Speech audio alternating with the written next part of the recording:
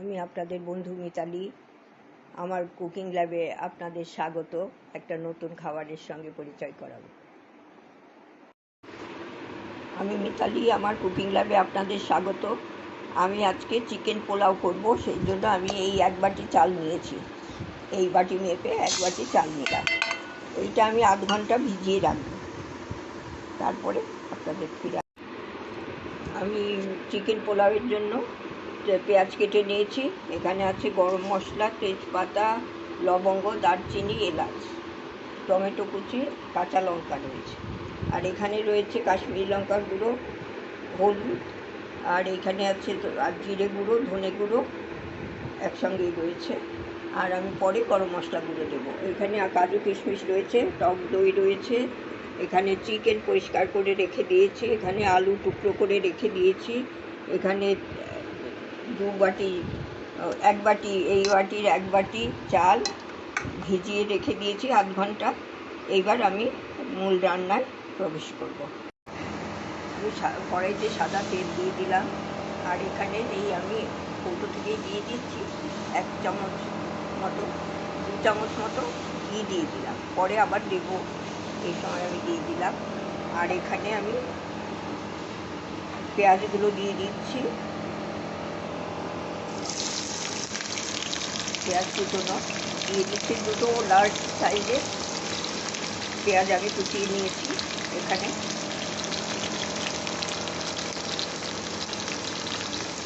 এর সাথে আমি এই যে তেজপাতা, দারচিনি, লবঙ্গ এটা দিয়ে দিলাম, আর এলাচগুলো ফাটিয়ে দিয়ে দিচ্ছি।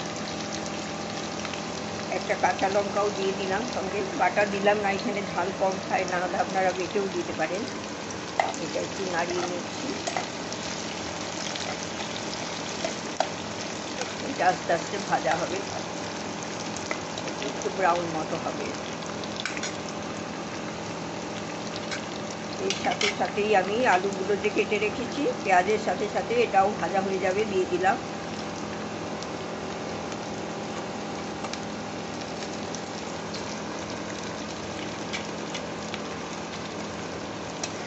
দিয়ে একটু নাড়াচাড়া করে দিলাম, একটু পরে নুন দিয়ে দেবো।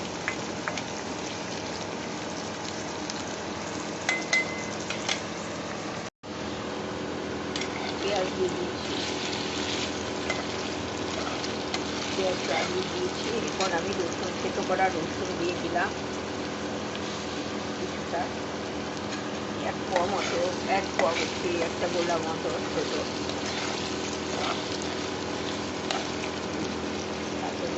একটু নুন দিয়ে দিলাম।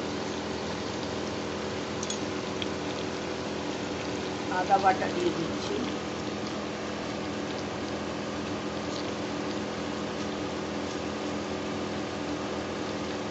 এক চামচ আদা বাটা দিয়ে দিলাম। ফ্রিজে ছিল তো একটু জমে আছে, দুটো মিলিয়ে 1 চামচ হবে।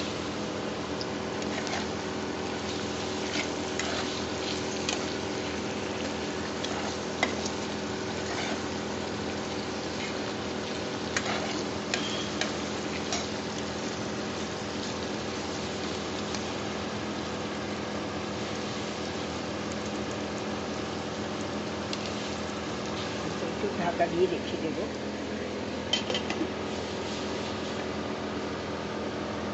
টমেটো টুকরোগুলো দিয়ে দিলাম।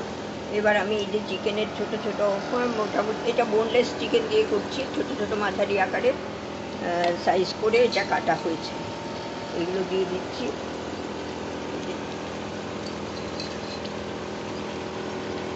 চিকেনটা দিয়ে দিলাম, আর ধুয়ে এটা লেবুর রস মাখিয়ে রেখে দিয়েছিলাম, এখন দিয়ে দিচ্ছি।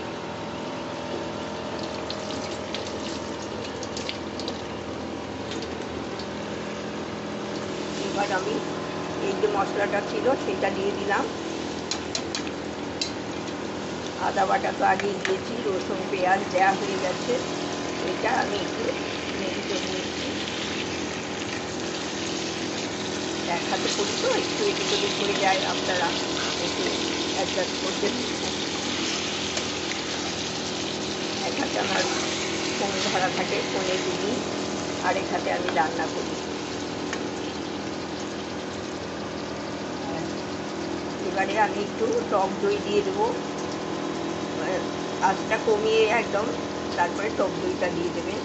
এই চামচের 2 চামচ টক দই আমি দিয়ে দিচ্ছি, ভালো করে ফেটিয়ে রেখেছি আগে।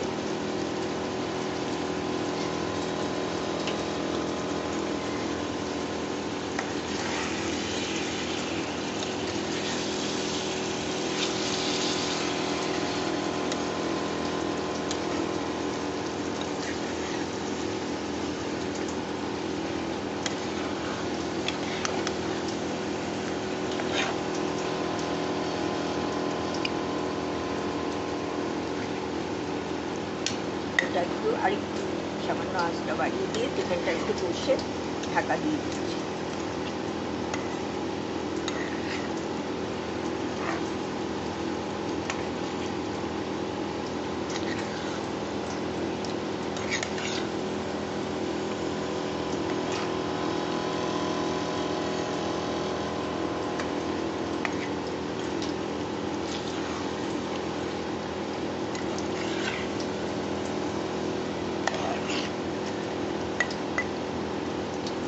এটা দিয়ে দিলাম, দিয়ে এখন আমি ঢাকা দিয়ে দেবো।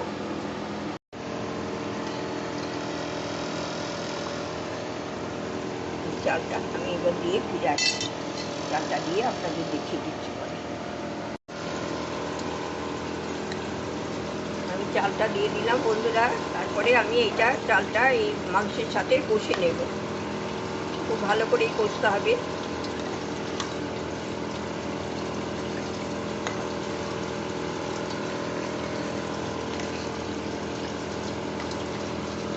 সময় লাগবে, আমি এটা কষে ফিরে আসছি, তো ভিডিওটা বড় হয়ে যাবে সম্পূর্ণ দেখাতে গেলে। কষা তো আপনারা তো সবসময়ই করছেন, চালটা যেরকম ভাজা হয় সেটা ভাজা হবে, আমি আলাদা ভাজলাম না, এর সাথে দিয়ে একবারে কষে নিচ্ছি। আমার চালটা কষা হয়ে গেছে, এটা ভাজা হয়ে গেছে, এই মাংসের সাথেই একসঙ্গে এটা কষেছি। তারপরে এখন আমাকে এটা দুধটা দিয়ে দিতে হবে। এই 2 বাটি জল লাগবে, তো এটা 1 বাটির থেকে একটু কম দুধ দিয়ে দিলাম।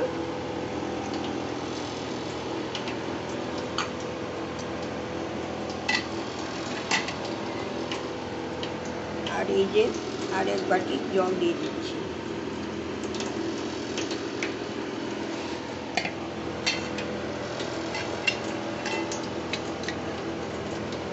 এই বাটিতে 1 বাটি জল দিয়ে দিলাম।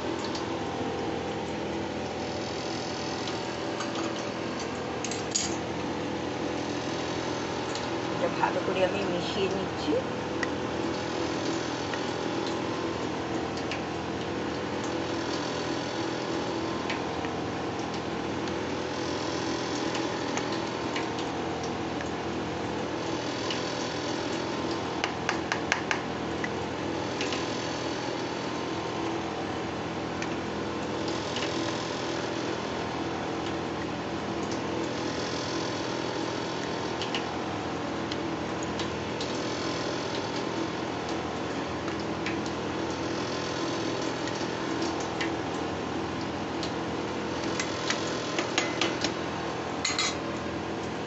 আমি আরেকটুখানি জল দিয়ে দিচ্ছি, বেশি লাগবে না, একটু দিয়ে দিলাম গরম জল। আমি গ্যাসটা জ্বালিয়ে দিচ্ছি, গ্যাসটা জ্বালিয়ে দিলাম। এবার এটা একটু নুন দেওয়াই আছে, আর একটু পরে আমি নুন দেখে আবার দিই, বেশি হয়ে গেলে খুব মুশকিল। এটা আমি এবার ঢাকা দিয়ে দেবো, এটা তারপর ফিরে আসবো। বন্ধুরা, এই যে আমি তো জল দিয়ে দিয়েছিলাম, জলটা অনেক কমে এসছে, একটু সিদ্ধ হয়ে এসছে, ভালোই সিদ্ধ হয়েছে।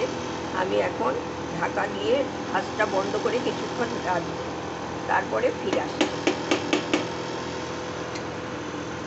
এই ঢাকা দিয়ে দিচ্ছি, ঢাকা দিয়ে আঁচটা বন্ধ করে দিয়েছি, স্ট্যান্ডিং টাইমে থাকুক, তারপরে দেখি। বন্ধুরা, এই যে আমার এই পোলাও হয়ে গেছে, চিকেন পোলাও। এটা এই যে ঝরঝরেই হয়ে গেছে, খুব সিদ্ধ হয়েছে, খুব ভালো গন্ধও বেরিয়েছে, খুবই ভালো। এইবার আমি এটা পরিবেশন করব আপনাদের কাছে, সেই জন্য আমি এখানে থালায় নিয়েছি কিছুটা। আপনারা সম্পূর্ণ ভিডিওটা দেখবেন, কেমন লাগে জানাবেন, লাইক শেয়ার কমেন্ট করবেন। একটা লাইক দিলে কমেন্ট করলে খুব ভালো লাগে।